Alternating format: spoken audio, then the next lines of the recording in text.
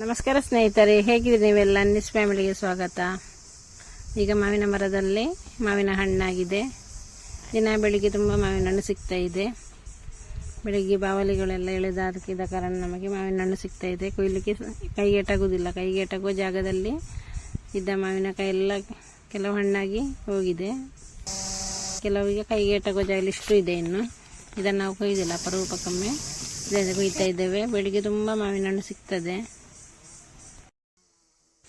ಬೆಳಿಗ್ಗೆ ಎದ್ದ ಕೂಡಲೇ ಮಾವಿನ ಹಣ್ಣನ್ನು ಹೆಕ್ಕುವ ಕೆಲಸ, ಬಾವಲಿಗಳೆಲ್ಲ ಎಳೆದು ಹಾಕ್ತಾ ಇದೆ.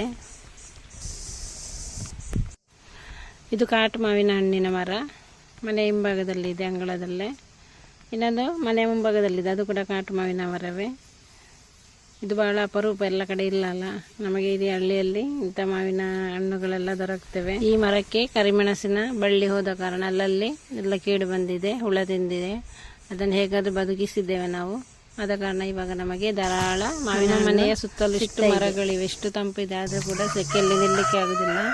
ಆದರೆ ಮರಗಳು ಇಲ್ಲದ ಜಾಗದಲ್ಲಿ ಇಷ್ಟೊಂದು ಸೆಕೆ ಇರ್ಬೋದು.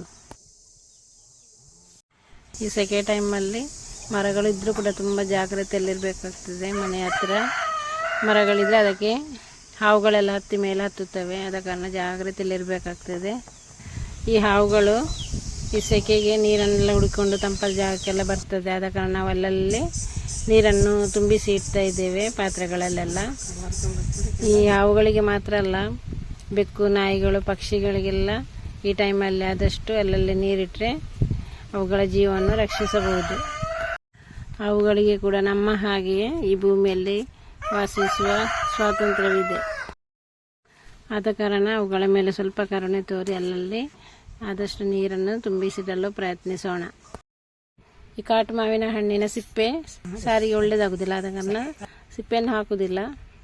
ಈ ಗೊರಟನ್ನು ಮಾತ್ರ ಹಾಕ್ತಾ ಇದ್ದೇನೆ. ತುಂಬ ರುಚಿಯಾಗಿದೆ ಈ ಒಳ್ಳೆ ಜ್ಯೂಸಿಯಾದ ಮಾವಿನ ಹಣ್ಣು. ಇದರ ಸಿಪ್ಪೆಯನ್ನು ನಾನು ಹಾಕುವುದಿಲ್ಲ. ಇದಕ್ಕೆ ಸ್ವಲ್ಪ ರುಚಿ ಇದಕ್ಕಷ್ಟು ಉಪ್ಪನ್ನು ಹಾಕಿ ಮಣ್ಣಿನ ಪಾತ್ರೆಯಲ್ಲಿ ನಾನು ಮಾಡ್ತಾ ಇದ್ದೇನೆ.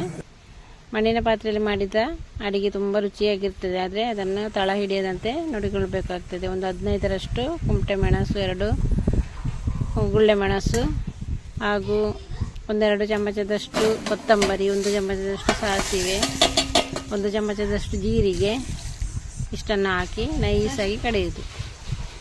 ಆ ಕಡೆದ ಮಸಾಲವನ್ನು ಒಟ್ಟಿಗೆ ನಾನು ಬೇಯಲಿಡ್ತಾ ಇದ್ದೇನೆ.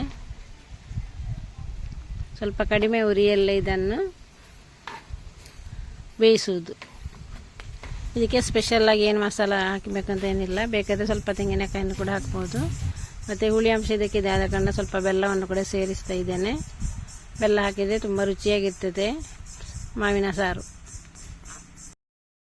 ಮಣ್ಣಿನ ಪಾತ್ರೆಯಲ್ಲಿ ಮಾಡುವಾಗ ಜಾಗ್ರತೆಯಿಂದ ಮಾಡಬೇಕಾಗ್ತದೆ. ಇದರಲ್ಲಿ ತಳ ಹಿಡಿಯುವುದು ಬೇಗ ಈ ಮಣ್ಣಿನ ಪಾತ್ರೆಯಲ್ಲಿ.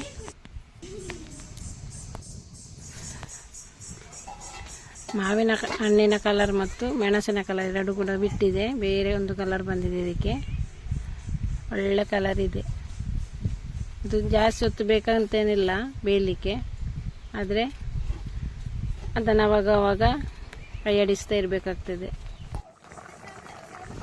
ಈ ಸಲ ಜಾಸ್ತಿ ಬಿಸಿಲು, ಸೆಕೆ, ಧಗೆ ಇದ್ದ ಕಾರಣ ಮಾವಿನ ಹಣ್ಣು, ಹಲಸಿನ ಹಣ್ಣೆಲ್ಲ ಜಾಸ್ತಿ ಆಗಿದೆ. ನಮ್ಮ ಹಿತ್ತಲಲ್ಲಿ ಕೂಡ ಈ ಸಲ ಹಲಸಿನಕಾಯಿ ಜಾಸ್ತಿ ಆಗಿದೆ. ಆದರೆ ಆಗುವಾಗ ಸ್ವಲ್ಪ ಲೇಟಾಗಿದೆ, ಇನ್ನು ಬೆಳೆಯಬೇಕಷ್ಟೇ. ಇವಾಗ ಮಾವಿನ ಹಣ್ಣು ಬೆಂದಿದೆ, ಆದ ಕಾರಣ ಇದಕ್ಕೆ ಒಗ್ಗರಣೆಗೆ ನಾನು ಕರಿಬೇವಿನ ಸೊಪ್ಪನ್ನು ಕೊಯ್ತಾ ಇದ್ದೇನೆ. ಇನ್ನಿಷ್ಟು ಬೆಂದದ್ದು ಸಾಕು. ಇದು ಇವಾಗ ಚೆನ್ನಾಗಿ ಬೆಂದಿದೆ. ಇದನ್ನೀಗ ಕೆಳಗಿಳಿಸ್ತಾ ಇದ್ದೇನೆ. ಇದಕ್ಕೆ ಒಂದು ಒಳ್ಳೆಯ ಒಗ್ಗರಣೆಯನ್ನು ಕೊಡುವುದು. ನಾನು ಮಾವಿನ ಹಣ್ಣಿನ ಸಾರಿಗೆ ತೆಂಗಿನಕಾಯಿಯನ್ನು ಹಾಕುವುದಿಲ್ಲ, ಹಾಗೂ ಪೈನಾಪಲ್ ಕರಿ ಮಾಡುವಾಗ ಕೂಡ ಇದಕ್ಕೆ ಕೂಡ ತೆಂಗಿನಕಾಯಿಯನ್ನು ಹಾಕುವುದಿಲ್ಲ. ಈ ರೀತಿ ಮಾಡಿದರೆ ತುಂಬ ರುಚಿಯಾಗಿರ್ತದೆ.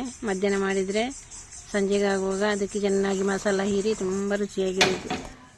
ಈ ಸಾರಿಗೆ ನಾನು ತೆಂಗಿನ ಎಣ್ಣೆಯಲ್ಲಿ ಒಂದೊಳ್ಳೆ ಒಗ್ಗರಣೆಯನ್ನು ಕೊಡ್ತಾ ಇದ್ದೇನೆ. ಸ್ವಲ್ಪ ಜಜ್ಜಿದ ಬೆಳ್ಳುಳ್ಳಿ, ಕರಿಬೇವಿನ ಸೊಪ್ಪು, ಸ್ವಲ್ಪ ಸಾಸಿವೆ, ಸ್ವಲ್ಪ ಇಂಗನ್ನು ಕೂಡ ಹಾಕಿದ್ದೇನೆ. ಇಷ್ಟನ್ನು ಹಾಕಿ ಒಳ್ಳೆಯ ಒಗ್ಗರಣೆಯನ್ನು ಕೊಡುವುದು. ಇದನ್ನು ನೋಡುವಾಗಲೇ ಬಾಯಲ್ಲಿ ನೀರಿರುತ್ತಲ್ವ. ಇಂಥ ಮಾವಿನ ಸೀಸನ್ನಲ್ಲಿ ಇಂಥ ಬೇರೆ ಬೇರೆ ರೆಸಿಪಿಗಳನ್ನು ನಮಗೆ ಮನೆಯಲ್ಲಿ ಮಾಡ್ಬೋದು.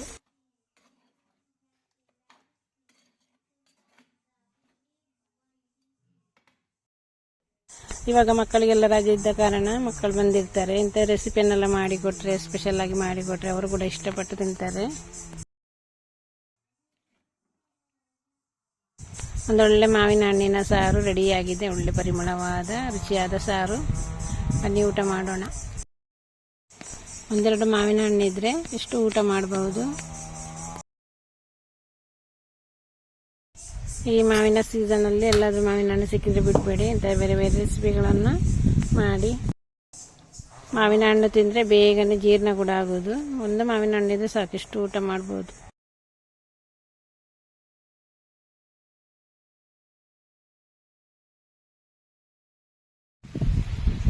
ಮನೆಯಲ್ಲೇ ಆದಂತಹ ಸ್ವಲ್ಪ ಹರಿವೆ ಸೊಪ್ಪಿತ್ತು, ಅದರಿಂದ ನಾನು ಪಲ್ಯ ಮಾಡಿದೆ.